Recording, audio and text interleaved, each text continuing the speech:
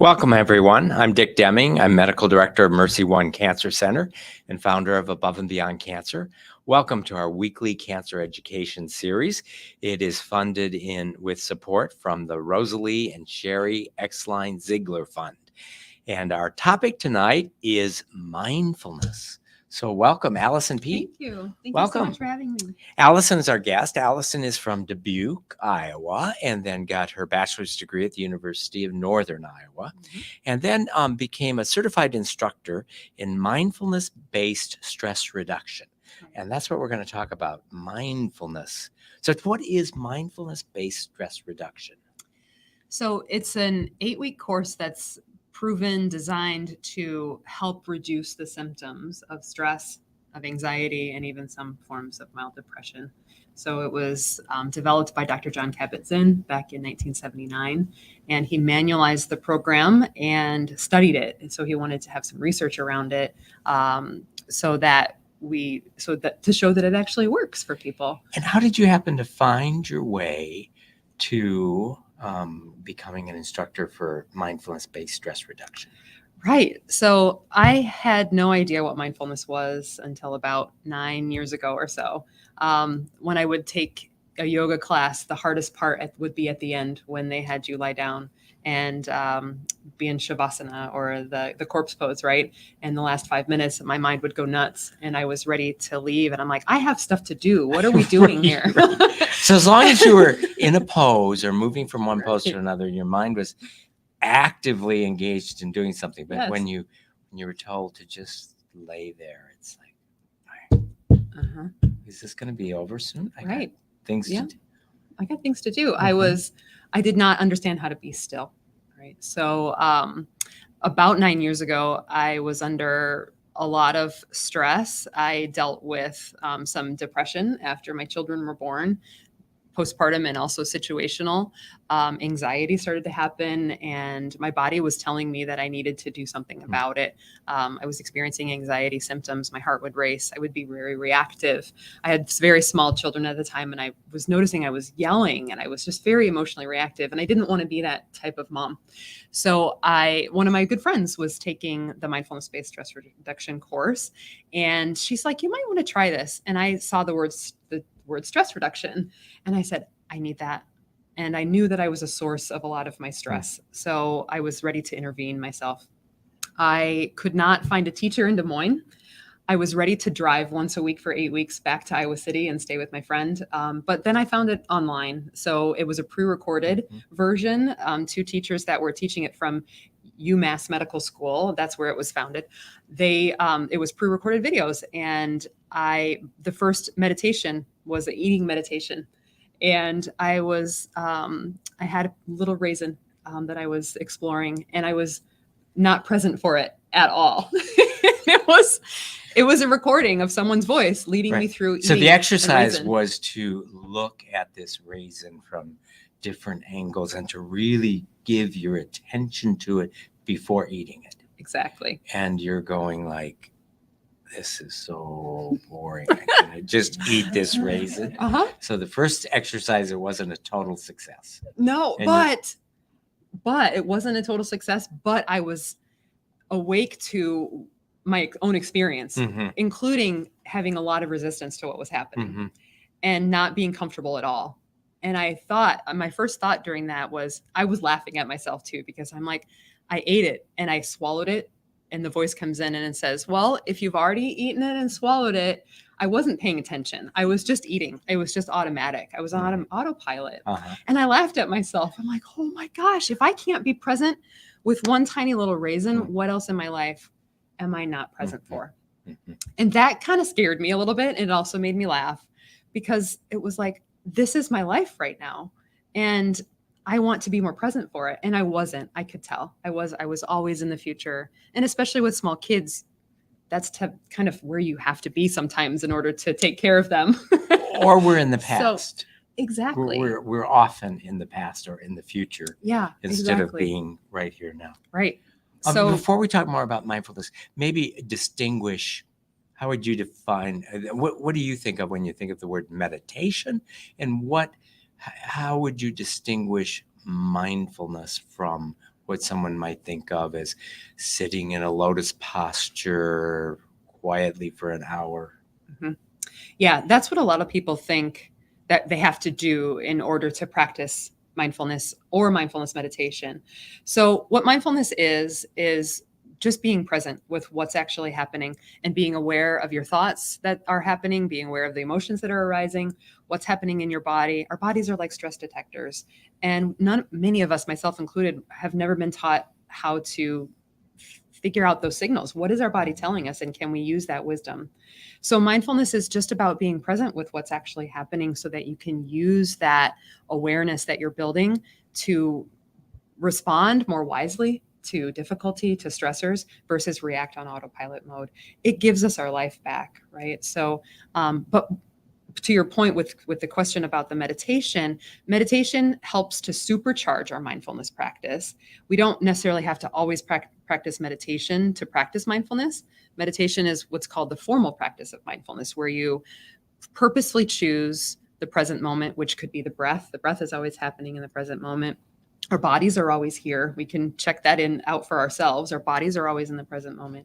And so you're doing that purposefully. And then when the mind wanders, when you get bored, when you get agitated, when you notice all these cognitive functions, then you start to bring yourself back. It's like, oh yeah, I'm right here. And what is it like right now? So it doesn't have to be hours on end of practice. So what I think I'm hearing you say is mindfulness can happen anytime. I mean, the more we're living in mindfulness, even as we are doing our job and we're mindful of doing our job, mindfulness we can do in anywhere. Meditation, as you described, is sort of a formalization of it, where you set aside time to do it in a formal practice, as opposed to being mindful while you're doing your job. Right. Or driving. Or eating. Right. Or cooking vegetables for your dinner, right? It's literally the real meditation is our lives. And do you have any background on how the formal practice of mindfulness-based stress reduction, which is a 8-week course, Jon Kabat-Zinn, how that came about to be formalized in a practice that is now used in medicine and in other situations? Yeah. So Jon Kabat-Zinn started it back in 1979, and he noticed that there were patients in the hospital that weren't being completely treated and by traditional medicine. So he took those people that were chronic pain patients, heart patients, that he thought that maybe by getting to the root of their stress, treating stress like a diagnosis could actually help them in a different way, maybe a little bit more healing rather than curing. And so he started with those patients that were hard to treat. So, was noticing that they were getting some results on that by studies as well. So there was, and I think it just grew. People started to notice that, yeah, this is actually working. Let's start to study this. Let's hook people up to brain scans and see what happens. Even people that don't practice like monks and nuns that practice, hours and hours a day, that there's still beneficial changes in the brain that actually happen when we adopt a practice like this over time. And I would assume that when you took the course, by the time you got through the course, noticed positive results in yourself. Yeah, definitely. I didn't know anything about the science. I needed to help myself, and it was a personal experience for me and my loved ones. I wanted to learn how to be more present for myself and for my children. And the science was kind of like icing on the cake.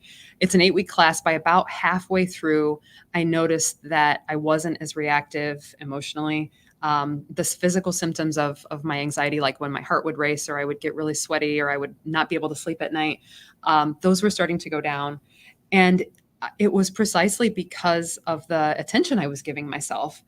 I wasn't giving a whole lot of attention to myself at that time. And I was chronically working. I was over exercising. I just didn't understand how to be still, how to look inward. And start to work with it in a little more skillful way. It sounds like a part of what you accomplish in the training is recognizing when you're not mindful. Exactly. That if you're just oblivious to what you're thinking about, that we can spend a lot of time thinking about regrets of yesterday or worry about tomorrow. And when we're ever in that mode, either of those modes, we lose our ability to be present. So it sounds like a lot of the training is just recognizing when you are wandering one way or the other and bringing yourself back. Yeah, you're right. You're so right. And so many of my students say that they feel like they're failing. They feel like they're not doing it right when their mind wanders. And they feel like, I don't know how to do this. My mind is too busy. I can't meditate. My mind is too wild. And I say that, I'm like, every single person, our minds wander. It's not the problem. The mind wandering is not the problem. And what you're saying is that problem is when we get stuck. Mm-hmm. When we get stuck in the future, we get stuck in the past. And the present moment sometimes can bring about wonderful feelings of relief and ease. Mm-hmm. And sometimes it can't. Sometimes it can bring fear and anger and lots of strong emotions that are hard to feel. But the more that we build that training to turn towards, even if it's just for a moment, to turn toward the unpleasantness, we're able to notice that we're strong enough to hold that. We're strong enough. Our awareness is big enough to be able to work with it. So back to your personal story. So you get through the training, you recognize benefit for yourself. At what point did you decide that you wanted to become an instructor and invest the considerable amount of time and expense to become certified to be an instructor of MBSR? Yeah, that was about a 2-year soul-searching event. I hired a life coach. I have a corporate background, so I went to school for marketing and communications. I was in the corporate background, the corporate atmosphere for 15 years or so out of school at that time. And I think that was a source of my stress, working in more of a toxic environment where it's like you always have to hit this goal and then you're raising the bar constantly on yourself. And I was doing that personally as well. And so I got done with the course. I'm like, okay, I know this needs to be a personal practice for me. This is absolutely so helpful because of my wild mind, right? And it wasn't until a couple of years later that I just continued to feel pulled toward it. And I noticed that like I said, we didn't have teachers in Des Moines, and there weren't at the time, and still probably now, there aren't jobs out there that's asking for a mindfulness instructor. It's happening. It's happening now, right? Yes. So I said, I can't not do this anymore. I have to see where this goes. And I said, more people need to learn about this. I have huge amount of anxiety talking in front of people, right? Just like many, many people, they fear that more than death. Sometimes people say, right? And it's to be able to talk in front of groups, and that's the majority of what I do now is talking in front of groups and offering workshops. And it's so interesting how anxiety can be worked with, fear can be worked with, right? And so I decided, yes, I'd have to go back to school. I'd have to travel a lot because that was before COVID. So we had to spend 10 days at a time at trainings around the world. They offer them. So yeah, it takes about 3 to 5 years to become certified. Wow. And it's a commitment. It's a life commitment. And I'm sure that in that 3 to 5 years, you obviously benefited personally from the training you got, and not just did you get certified and be able to become an instructor, but you probably gained more insight into yourself. 100%. I say that every time I get to go to continuing education for myself, in order to become an MBSR instructor, we have to do long, silent mindfulness retreats. So I've done a 5-day, I've done 7-day, I've done 10-day long silent retreats because we have to live this practice to really understand ourselves so we can understand other people. And it's every time I go, I'm like, this is such an honor. It's such an opportunity to be able to work on myself, to become a better human being, a better wife, a better mom, a better daughter, a better friend. And then also at the same time, simultaneously, this is my profession. right? I kind of have to pinch myself sometimes because it's a wonderful opportunity. So tell me what it's like to go on a 3-day silent retreat. It's a challenge. It's a huge, huge challenge because it takes the first 2 to 3 days. One of my teachers called it a hamster wheel. It's like we kind of have to let that hamster wheel of our minds kind of roll out because we're just there's constantly stimulus coming at us, right? Conversations, everything that's happening, work, home. And then you glide into this, usually it's a gorgeous space. There's like-minded people that want peace in their life too, and really want truth and are seekers as well. So the environment is wonderful. Usually there's amazing food because food is kind of the entertainment because you don't talk to anybody. You're alone with your mind. I hope right? It's not just raisins. It's not just raisins, thank goodness. So yeah, they give you just the most wonderful, healthy meals. And so it's wonderful. It's amazing because you do get to sense your whole life is there, right? Like I'm alive. I get to be here. But at the same time, you're inside your head. You're working with your thoughts. You're there for all the emotions instead of going for a run, instead of grabbing a glass of wine, instead of all the other things that we do to either kind of help push that away or make something different happen that we want because we don't feel the greatest. And yeah, so you start to work a little bit more skillfully. And I feel like it's also a hard reset for our nervous system. It's like, where you have your computer and there's all these software going, there's all these windows that are up and it just freezes. And the first thing everybody says, what does the tech person tell you? Reboot. Exactly. Yes. Turn it off and turn it back on again. Exactly. Yes. So that's the first thing that we've been told with our computers, and it's like it works with us too, right? If we kind of unplug and we shut down, right? Yeah, it can take some while to settle in. And the idea of a retreat, I mean, it rings true with me. Sometimes you need to get away for a period of time to really feel like you can let go of just what happened today and I've got to do this and this and this because of this and this and it sometimes takes getting away a few days before your mind lets go. Now you might be recognizing that you're thinking about what happened today, but bringing it back. But if you get away for a longer period of time, it's sometimes easier to get to the present moment. Exactly.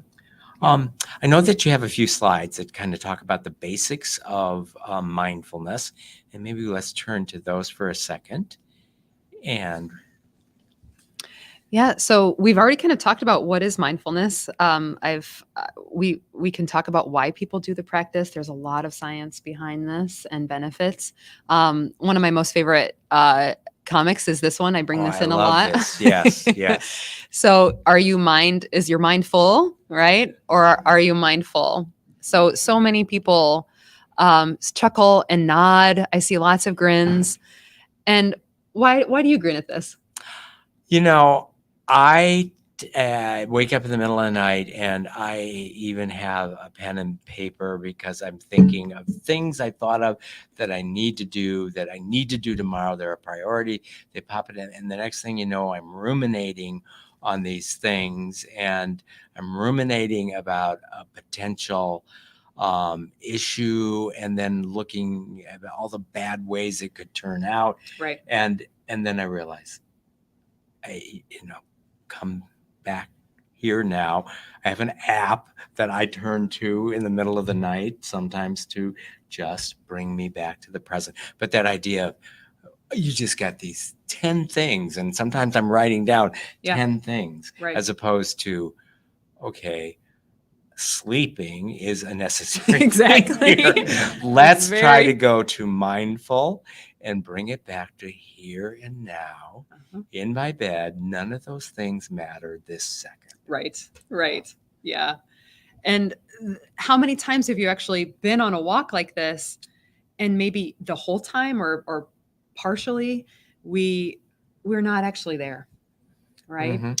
Missing an exit on a freeway because you're not here and now to the drive. I've done my share of that too. It's just totally lost in thought. Where was I? Right. Or have you ever been in front of a movie or one of your favorite shows and you have a bowl of popcorn or some chips, and before you know it, it's gone, and you're like, I don't remember eating this. Who ate my chips? Or you're 4 pages into a chapter and you hadn't paid any attention as you read the words of 4 pages. Isn't it amazing what our minds can do? Well, yes. Yeah. The multitasking, well, maybe the perception of multitasking. Yeah, it's really sequential unitasking. Yes, exactly. We tend to be able to toggling back and forth, and we wonder why we're so tired at the end of the day, right? So how I give you all the answers. These were good. Supposed to, I would not have answered that one correctly. The questions usually come up and then I hit the button and the answers will come up. But did you know, I don't know if I've never really actually saw the science, but every time I try and Google this, I always come up with 50 to 70,000 thoughts. So we have a thought every 1.2 seconds. Our minds are like supercomputers, right? But they can also be relentless masters, just like you're talking about when we try to get to sleep. The mind's like, no, you forgot about this. You need to pay attention to me. And then with mind wandering, our minds wander. Harvard did a mind wandering study. I'm so fascinated by this. It's been a few years ago. They used people's cell phones, and it was a wide range of ages over a long period of time. They would check in with people's cell phones and they would say, what are you doing? And where's your mind? And so you'd have to click the answers. And so they found that their minds were wandering about half the time. So you saw 47% of the time. And they found out that they weren't as happy when their minds were wandering. They actually, that study, then you also are supposed to say on a scale of 1 to 10 how happy you were. Oh, is that in there too? At the moment. Okay. Yes. So right, I'm familiar with this study. And so they asked you, what were you doing? Was it something you liked doing or didn't like doing? And on a scale of 1 to 10, what was your happiness?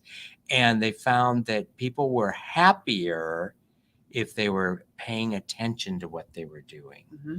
And even if they were doing things that they didn't particularly enjoy, but if they scored that they were present, that they were mindful, I don't remember exactly how they asked the question, but that their happiness was more related to being mindful of what they were doing than it was to what they were actually doing. Mm-hmm. Mm-hmm.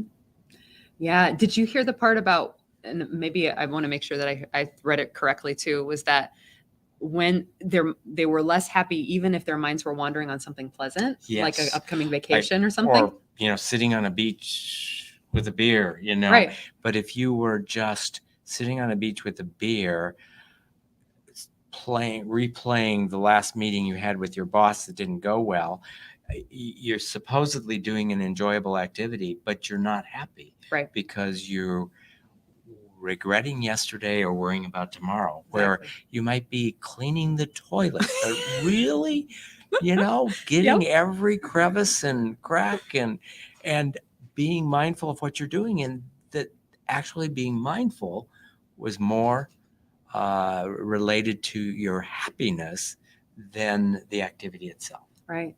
Yeah. It's fascinating, isn't it? It is. And we have that available. Yes. At any second, we have the that trick to just be present. Right now, this second, you and I right here, we have everything we need in the universe to be totally happy. Mm-hmm. Sitting right here, doesn't matter how many cars you have in your garage, how many, homes you own, whether your kid got into the right college. Right here, this moment, this second, we have everything we need. Absolutely. Yeah, it's a real thing. And that's what the beauty of a mindfulness practice can help us with, is that our happiness doesn't have to, like what you're talking about, doesn't have to depend on external circumstances. Developing a mindfulness practice and even developing a self-compassion practice, which I think are two very important things, make us more resilient to stress and just innately happier. Do you see in your training, do those go hand in hand, mindful and self-compassion? They have to. We have to build kindness and mercy for ourselves. Our judging mind is very strong. and we can be our own worst self-critic. And so when we come to a mindfulness practice, especially in the beginning, it's so important to be gentle with ourselves, because we respond more to warmth and compassion and kindness than we do with someone cracking the whip on ourselves, right? So, it's such an important piece. And I suspect that we can't truly be compassionate to others if we can't see to forgive ourselves for our misgivings, then we're unlikely to forgive others. And the more that we can recognize that we all carry a bag of rocks and we all have missteps, and to be able to forgive ourselves allows us then to look more compassionately on others as they go through their difficulties. Exactly. Yeah, absolutely. Yeah. It's a life-giving practice. It really is. And there's so much to be discovered. I love that there's no ending to it, right? I think it's just an exploration of relationality to ourselves and relations to other people, how we show up in the world. It's not, I just love that it's not just about reducing our stress. It's about becoming more authentic human being, right? With a softer heart, more open heart. And so that we can just live our lives while we're still here, live more fully. So I certainly have recognized the value of mindfulness, and I like the distinction between mindfulness and meditation. Not everybody is ready at the beginning to commit to a half hour or an hour session, but being taught in increments of just how to be mindful is like little bites that everyone can take. So we have brought you into our integrated medicine program for cancer patients. As it may not be surprising, being told you have cancer can be a stressor. Yeah. And maybe describe a little bit your experience with teaching mindfulness to cancer patients. Yeah. And thank you for inviting me for that. It's really absolutely been such an honor to walk alongside these patients of yours. They're very special. So thank you for that. It's a beautiful experience to sit alongside and to practice with these people that are very much wanting to live more purposefully, because I've never been through that experience, but I could imagine that you get a diagnosis like that. It's like, I really want to be able to live while I'm still here and really fully live my moments. The practice that we do are very small, very bite-sized. We meet for 30 minutes at a time. And so part of that is leading them through some mindfulness practice, getting more familiar with what is the breath about. Right. So breath can be a really strong anchor, but it's not for everyone as well. And so you often will use the breath as a focus for mindfulness, as to have them be here and now. What's one thing you can think about? As you said, we're always breathing. So there's always a breath, your own breath you can focus on. Right. And it's a way to hone your focus, to deepen your concentration. When the mind goes off, you guide it back to the breath. The breath and the present moment are always together. They're always the same thing. You can't breathe in the future. You can't take the next breath with you.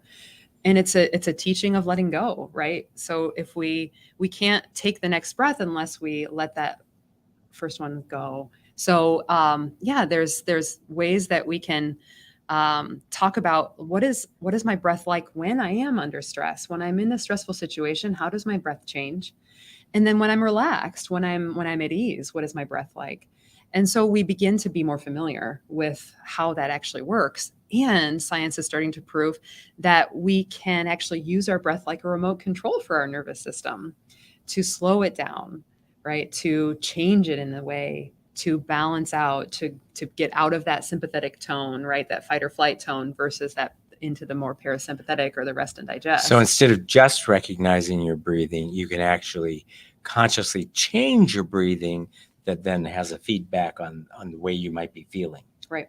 Exactly. And give us an example of how you might coach someone to breathe differently to experience a more positive state of being. Right. Yeah. So a very popular one that many people, it's becoming way more popular over the last few years, is called box breathing or 4x4 breath. Box, like a cardboard box. Yeah. So like breathing in like is you could draw a box. So, or 4x4. So if you were to inhale for a count of 4, I'll just draw it. So if you inhale for a count of 4, you hold the breath at the top for a count of 4, you exhale for a count of 4, and then you hold the breath at the bottom before you take your next inhale for a count of 4. So that's one breath. It's not meant to be done, all day, every day, but that's one breath every 16 seconds. So you're slowing down the breath. You're slowing down your exhale, which it's all about the exhale when we want to engage that parasympathetic nervous system. So when we elongate and we slow down, you're breathing with the diaphragm. We want to close our mouths, right? If you've ever noticed when we're under stress or we're really hurried, I feel myself do this. I'm breathing through the mouth, heaving big sighs. And when we breathe through the nose, there's more resistance there. And so you can slow the breath down and engage the vagus nerve. I'd love to hear what you know about how the vagus nerve is connected with the breath and how that lets us come back into more of a sense of safety and well, I don't want to take a test on the vagus nerve and all of its properties, but certainly, it's part of our whole regulatory system and how the vagus nerve can affect our gut and engage. We've got the sympathetic system and the parasympathetic system, and they're each useful. Exactly. For existing. Yes. There are times where fight or flight is extremely important and saves our lives, but probably not as important as it was to the caveman. Right. We're pretty well protected right now. The other thing I would say, is we are much more in tune with our sympathetic nervous system. Sure. You go out to empty the garbage and a dog jumps out and barks at you, doesn't touch you, nothing touches you, but the sound of that, your heart is racing, your mouth is dry. You feel physiologically, you can feel all of that. Absolutely. But the opposite side is, your child gives you a hug. There are equally forceful things happening in your body, but they're not quite as apparent to you. Yeah. The parasympathetic, but they're equally as powerful and have as much of an effect on your physiology, your heart, your breathing, your gut, but we don't recognize it as powerfully as we do the fight or flight. Mm-hmm. Mm-hmm. That's true. And maybe don't pay attention as much to it because it's more subtle. Do you feel like it's more subtle than it's definitely more subtle, but the impact it might have on our life may be just as profound as the fight or flight, which is much more obvious to us. Right. Back to the breathing. I'm interested in how you have seen people maybe relax or be in a different state by changing their breathing. Mm-hmm. Mm-hmm. And you mentioned the 4x4, and you also mentioned, I think I heard you say that the exhale is maybe a little bit more important in terms of coming in tune with things. And that, I often, when I coach people about climbing a mountain, to focus on the exhale. The inhale will come automatically, right. But to slow your breathing down and focus on elongating the exhale. You don't have to worry about the inhale. That's going to happen. Yeah. So maybe a little bit more about how consciously changing your breathing may either make you more mindful or work with mindfulness to create a positive sense of reduced stress. Yeah, absolutely.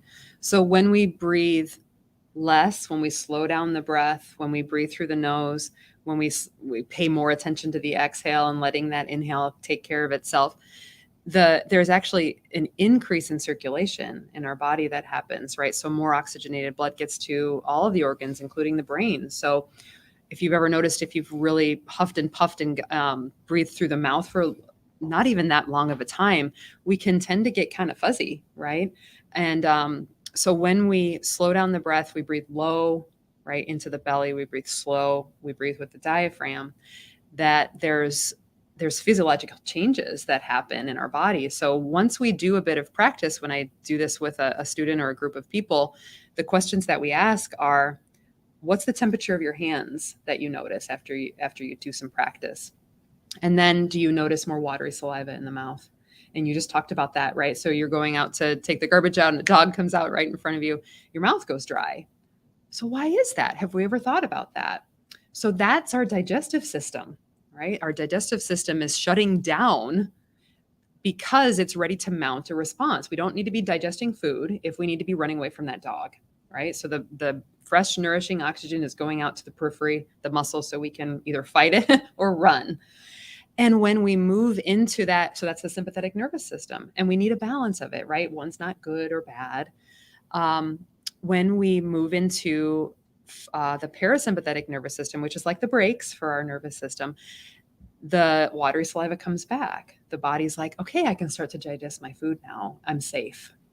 The other thing with the hands, if you've noticed that when we are in that parasympathetic, the rest and digest, the tend and befriend, the hands are warmer because the circulation has increased as well. So these are just physiological signs that we can tap into. It's like, what am I noticing about my nervous system right now? And I can do something to change it. Right? I can tend to it. Back to the clinic, the cancer patients, do you teach in a different style, a different manner? Are there different issues that come up in the conversation? Or is cancer in those regards just another stress like other stresses? What's been your experience in the cancer center? Yeah, the acuteness of the cancer, I think, is very different than when I work with people that do not have a diagnosis like that. But I have noticed there are a lot of similarities about the wandering mind, about the self-criticism, about believing some of the things that we might tell ourselves. I mean, I think that's a big thing that we can start to recognize, is that, do I necessarily have to believe everything I think? Do I have to believe everything I think? And that's such an interesting question, because a lot of times it's maybe no, right? So, yeah, there's a lot of, I've tried, like, the first week, right? So I give them some homework. We work on some things, and I'm like, okay, so do this however you want, right? I'm not going to practice police. I'm not going to make sure that you do your practice, but just see how this works for you and what you notice. And then they come back and they're like, I have so many thoughts. I'm like, yep, we do, don't we? And then usually it's like, I don't like it. I don't want that.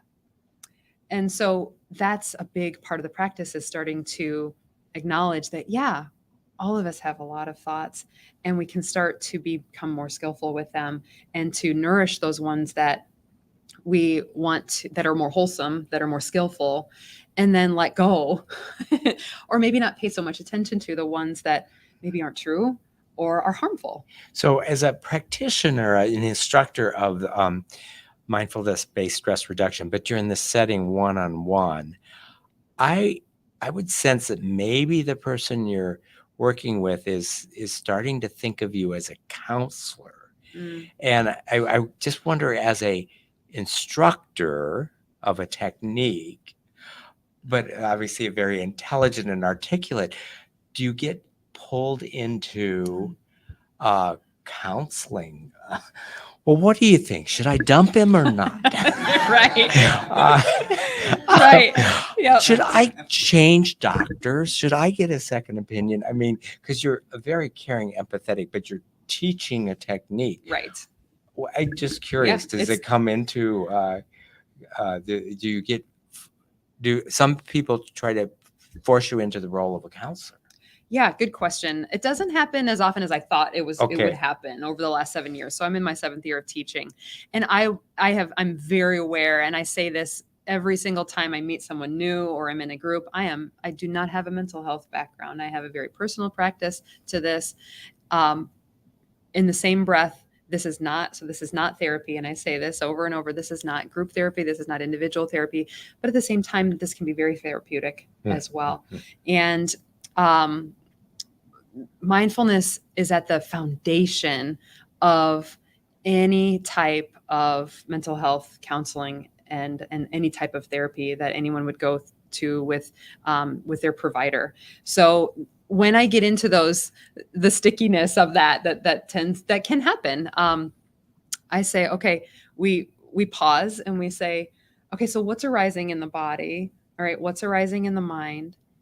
And this might be something that you could pin, that you could hold on to, and kind of maybe work a little bit more with the person that you're seeing. So that's that's why I always have people fill out intake forms. I always make sure that they are working with someone that they trust and they have a good relationship with. Because I think mindfulness supercharges everything, including the therapeutic process with their counselor as well. Sure.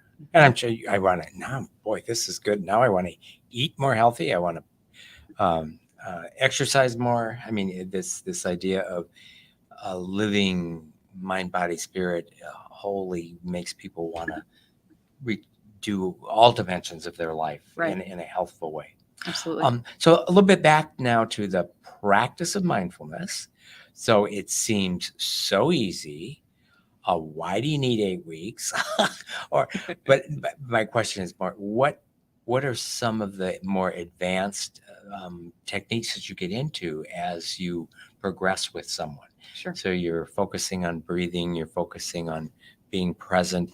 Is it just practicing that more that gets you better at doing it more frequently and good at catching when your mind is wandering and bringing it back, so that the percentage of time you live your life mindful increases over time? Or are there advanced techniques that you build on from week to week? Yeah, that's a great question.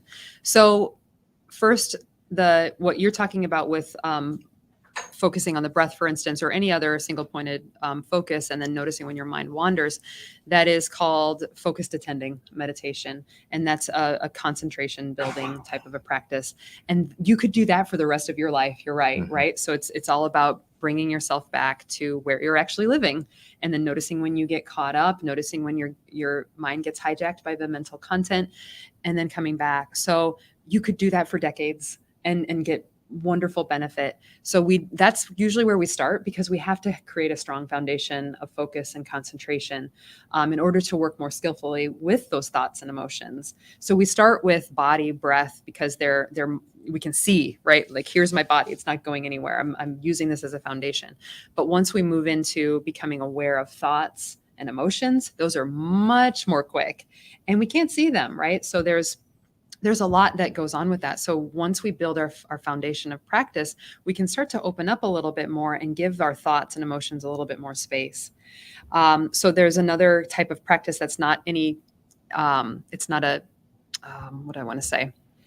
It's not a more advanced practice. It's just different. It's just a different way of living your life and focusing on your life in a different way, in a different lens, which is called open monitoring or choiceless awareness.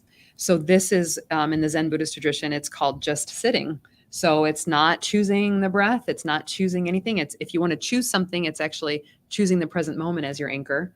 And so you're just kind of being a little bit more creative in allowing that process to unfold, which is our lives, right? It's living our lives moment by moment as best we can. But you're still bringing yourself back to your mind, to the present moment. Exactly. Like when you notice that you've been lost in thought, and for the last 5 minutes you've been list making or planning or whatever the mind is starting to do. And so, so you notice there's a big difference between being lost in thought and being aware of our thoughts. So we start to notice that they meander, but they have their own life. And then emotions do the same thing. Emotions are like thoughts, but with sometimes a lot more energy behind them. And we can start to surf on top of those instead of, sometimes if you've ever been hit by a wave, it's like it takes you over, right? So how do we actually, John Kabat-Zinn, and just bringing up this quote, he said, he's famous of saying, we can't stop the waves, but we can learn to surf. So there's this way that we don't have to be so bowled over by them. So the focused attention actually helps us with see if I can remember this. A study that I read about a few years ago. Focused attention helps us with convergent thinking, right? So bringing lots of different ideas into one thing. And then open monitoring meditation, where you're just not choosing and you're just sitting, just allowing your life to unfold. That is for divergent thinking. So being more creative, right? And coming up with new innovative ideas. So again, not one is better than another, but it's just, how do we focus in when we need to focus in? And then how do we open up when we need to open up to notice, is there a different way that I can handle this situation or this person or this difficulty? And it's an art, right? That's why I think I love this, is that it's both an art and a science at the same time. So, Allison, we're going to go to questions, but before we do, could you take us through just a brief exercise together? Absolutely. In mindfulness, and then we'll open it up for questions. Okay. So can you tell me, like, how long do you want to go? Oh, let's do 3 to 5 minutes. Okay. And I'll watch the time. I tend to get a little carried away when we practice, so I'll be mindful of the time, so you don't have to. So you can settle in. Okay, so letting yourself just settle into the support beneath you. Notice that if you'd like to do any micro movements or adjustments, letting the feet be solid onto the earth. So in our practice, eyes open is fine. Eyes closed is okay as well. Letting the arms and the hands rest easily alongside the body and in the lap. So noticing that you're coming to a full and complete stop. So this is mind and body. So many of us, our bodies have been stopped, but the mind, not so much, right? The mind is still pretty active, and that's fine.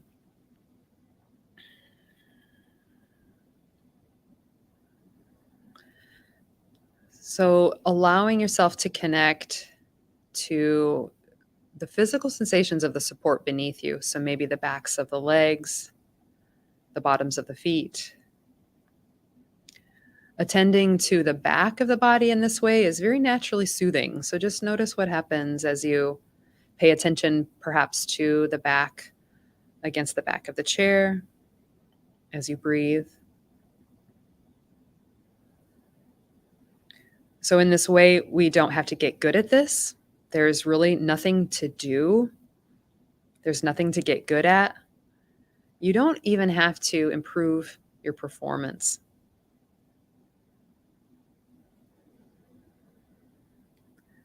So to deepen our sense of presencing here, we've been talking a lot about the breath. So let's experience the breath. We've been doing a lot of talking and analyzing and thinking about it.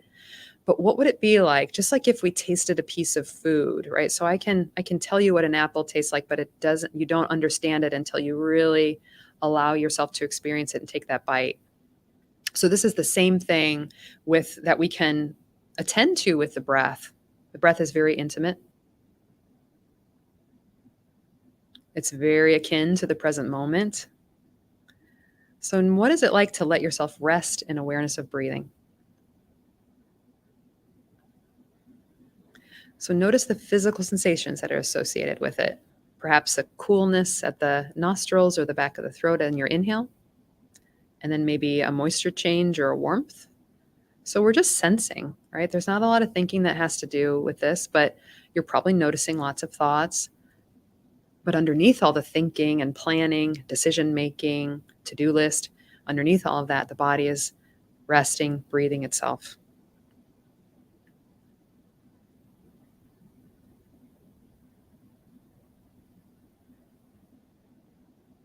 So this is as much of the practice, noticing when the mind wanders, gets curious, gets bored, gets agitated.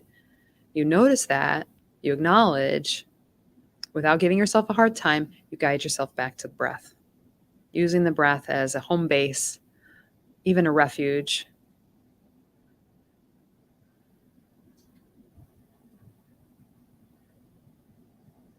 So as you feel ready, maybe if the eyes have been closed, allow your eyes to come open. And so this doesn't become such a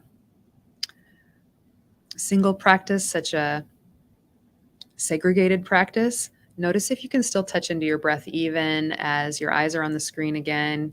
You're noticing the space around you so that you can be more in touch with the present moment using the breath. The breath is always with you. It's like your dearest friend, right? That's nice. How do you feel? I feel like I just took a 30-minute nap. I feel good. Yeah. Oh, thank you. Yeah. Let's open up to questions. So we have a live studio audience here, and we also have folks that are watching us live stream. So if you are watching us in the comfort of your own home, you can put through a question on the chat box. Well, we've got some questions here. First of all, I am one of the people that's doing Allison's class at the Cancer Center. So, couple of things. There's a book you recommend, and that was very helpful. So, after I read that book and I did Shavasana, for the first time I can relax, whereas my mind always wandered. Which book are you talking about? Breath. Oh, the book Breath. Breath. So the book Yeah. Breath by James Nestor is a very good one. Yes. Yeah. Yeah. Yeah. So you were able to really fully relax after yoga Shavasana. for the first time? Yes. Oh, wonderful. How was that? It was great. Yes. And secondly, I've noticed this is helping me because I was in an emergency situation last week, and I was able to help someone out and call 911 and speak and did not freak out. So or else I probably would have freaked out if I wasn't doing the breathing practice. So Yes. it is very helpful. Thank you. Yes. And thank you, Dr. Deming. Oh, thank you, Poon. Thanks for sharing that. Mhm. Yeah, Other- that's one of the fruits that come out of our practice is when something becomes really acute, we are anchored. There's an anchor to hang on to, right? There's that awareness that's not so carried away. Yeah. Thanks, Poon. Yeah, I have a quick question. I think there's a lot of people in this situation too, and you touched upon it, is that I'm up at 3:00 in the morning and I'm thinking really, really fast. And you mentioned some techniques, right? But in your opinion, what is the best technique to get me down into a sleeping mode? How can we Yeah. use mindfulness to help us with our sleep? Yeah, that's a good one. So breath is always one that I go to. And a lot of times when just awareness, we just did an awareness of breathing that I led you through. Sometimes that's not enough for me, right? Because my mind will just continually go off. And I've heard a lot of patients, I'm wondering if you've taught this before. Have you taught the 4-7-8 breath? Yes, we teach use that? that. Yes, we use that sometimes in spin classes. We get done with it and we do a little bit of, Okay. yes. So have you tried this 4-7-8 breath yet? Yes. Do you feel like that's helpful in the middle of the night? I think it is to a point, yeah. So one of my techniques is to bring me back is that I start at my toes, and I put my mind on my toes and my heels and all the other parts wait until I get to my head, and I try to relax my head as much as possible. It's more a relaxing situation rather than a mindful. Yeah, I would say, yeah, absolutely. That's you're describing a body scan practice. So you're letting yourself get out of the thinking mind and just coming into the body and just feeling and sensing different regions and areas of the body. And so that can definitely relax because we're getting out of our thinking mind. Another thing that I've noticed that is helpful is called progressive muscle relaxation. This isn't necessarily a mindfulness practice, but I've kind of just picked it up along the way. So you can actually just do it right now. If you just squeeze your hands, right? You squeeze them, maybe not as hard as you can, but like maybe say 75, 80%, right? You're noticing the tension. And notice what the breath does when you feel the tension in the body. I notice sometimes I start to hold my breath. Mhm. My breath becomes shallow. So if you can feel your breath while you're doing that, and then as you let go, as you release, as you exhale, let that exhale be as long as possible, and then feel that tension going away. You can do this with any part of the body. It can be your face, right? Scrunching up your face. I notice a lot of tension in my face sometimes, especially with looking at computers. Scrunching and then, right, go. Bleh. It's letting your lips go, right? Letting the tongue go loose. You can do it in your shoulders and neck. A lot of times people get a lot of tension here and then using the breath to release. And while you're in bed, you can really sink in, right? And like let yourself go. Sometimes I get up. Sometimes I have trouble sleeping sometimes too. And sometimes I just get up and walk around. I get myself moving a little bit and then I come back. Sometimes it takes a little bit of a shift and then your body's like, okay. Yeah. I would Another just question. share something that I used to have trouble sleeping and very seldom now. But when I do, the breath meditation, if it's not sufficient, is walking meditation. My balance is just when I can't sleep, it's just like my mind and body are out of sync. And, Yes. And when I finally can, and again, kind of just breathing and walking, Right. and when they kind of come into sync, I just go lay down and go to sleep. Now, that may not work for anybody else. I'm just sharing that. Yes, it's wonderful. It's something that's worked for me. Yeah. Which is kind of interesting. Absolutely. Like you just need to get into a different mode. And like you said, resync, right? Yeah. Body, mind, breath, get that back into that mode and then see what happens. Yeah, that's wonderful. Thank you. Allison, would you say when you breathe out at times, like when you with your face, would you say breathe out the mouth or just always through the nose, in and out? I've actually asked physical therapists that because I've never been able to get an actual strong answer to that. So what I've been noticing is that throughout your whole day, always breathe as much through the nose, right? Inhale and exhale through the nose. And the nose has a beautiful air filter. It's all built in there, right? What I've noticed with especially utilizing the exhale, when we breathe out through the nose, there's not a lot of ways to hold on to that breath. So inhale through the nose, you have that resistance. The nose has 2 to 3 times the resistance of the mouth. But when you exhale, have you heard of candle breathing? Or as if you're blowing on very gently on a pinwheel, right? So making that tiny as if you're breathing, like exhaling through a straw. So then you can really let that exhale be long and luxurious. I think it's both. I really, with all my questions to experts on that, what do you think? I agree that inhale through the nose. I do like the exhale through the mouth because I think you can experience the breath more and you can control it better. So this is not a scientific, but that pursed lip breathing. So what you're talking about when you're making a small opening, it's almost like you're puckering. So we call it in medical pursed lip breathing. It provides resistance to your exhale. Right. And you can control it and you can make it be slower and longer. Yeah. So you can't without using your hands, you can't control the size of your nostrils very well. Right. So when you're exhaling through the nose, you can't get that resistance. Whereas with pursed lip breathing, you keep the air in longer, you can make the exhale.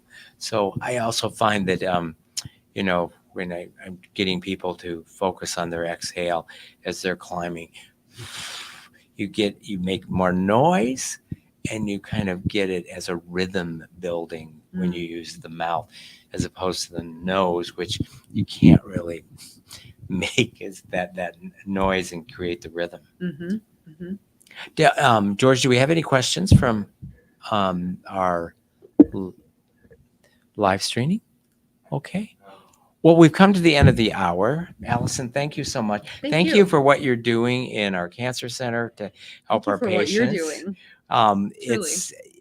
I just want to tell you that I continue to see all of the patients after you've met with them, and everyone feels that it really is life-changing to be able to get control. We all have the present moment with us, and the more we're able to find that and live in the present moment, the happier we are. Absolutely. I agree. So thanks everyone for joining us. Please join us again next week. Thanks for participating. Bye-bye. Thank you. Thank you.